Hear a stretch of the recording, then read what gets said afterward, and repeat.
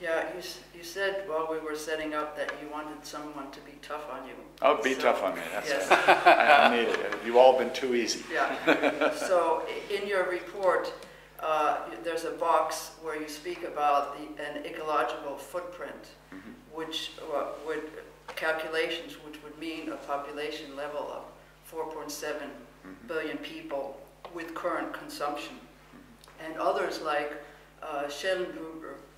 And I think like who? One of the European think tank people, his name is Schellenhuber. He's speaking about 1 billion people. Also, I think Prince Philip.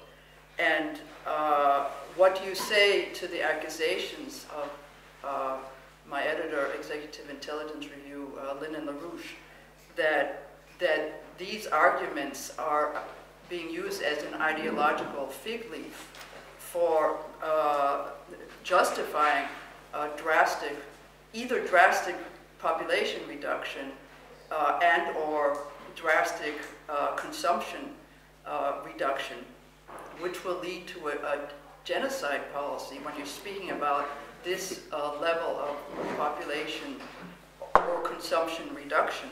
And that as Malthus was an apologist for the old British Empire, that these type of arguments are being used as apologists for the City of London financial-based new type of British Empire to justify brutal austerity policy at a point where we're having a massive economic collapse.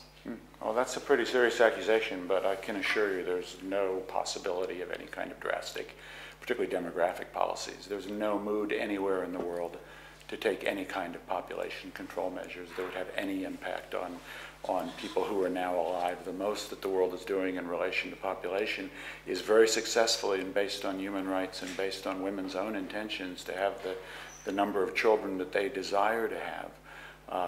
Those sorts of policies are being put into effect, not as widely as I would like, because women are still repressed in much of the world. The real population control that's happening in the world is really those who would try to make sure that women have more children than they really want to have. But there will never be any policies on this planet unless the world changes very, very dramatically that would try to either impose genocide for demographic reasons or certainly for sustainability. No one I've ever met who is interested in environmental sustainability has any interest in drastic population reduction. There's no way the population could be drastically reduced without increasing death rates. I've never heard of anybody suggesting that there be an intentional increase in death rates for any reason whatsoever, let alone for sustainability. That would be absolutely obscene. You can do much for the future of population by making sure that women are able to have the number of children they in fact want to have when they want to have them. And if we put policies that empowered women fully into effect, you would have a more sustainable future by bringing down the population levels that are now projected, not from today's levels, but from the levels often mentioned for the future. Drastic consumption reduction, I think, is quite different. I think we do need drastic consumption reduction. And I don't see that as a threat to anybody's health or anybody's life.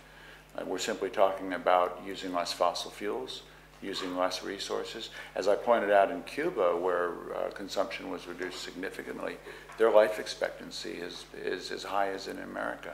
Their infant mortality rates are actually lower than in America.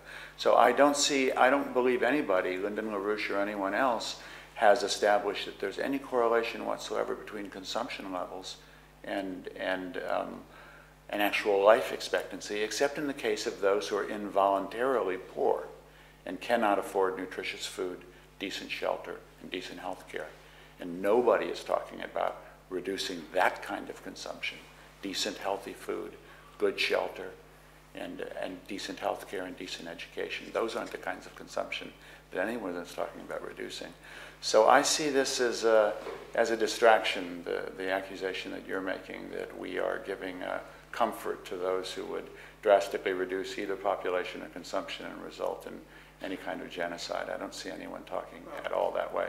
You speak about in your introduction, and others have spoken about the threat. What if the Chinese population or the Indian population, 2 billion people, would like to come up to the level that we have now in Europe of or in the United States. And as we point out in economic development, and this was one of the main reasons why the Copenhagen agreement did not come through, because the Chinese and the Indians and other developing countries, poor countries, looked at economic development as the most important thing.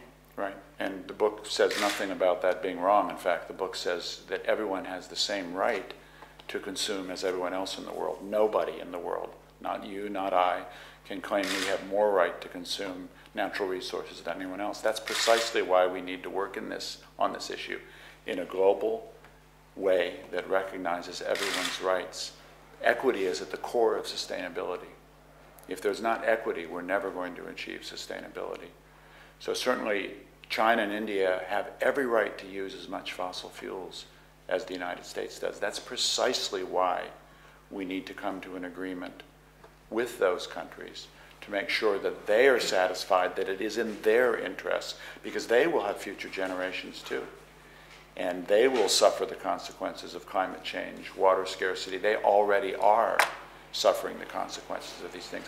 China is actually arguably the world's government that has the greatest commitment to emissions reductions and to cleaning up the environment, in part because, and I was just in Shanghai a few weeks ago, they cannot abide their own domestic air pollution.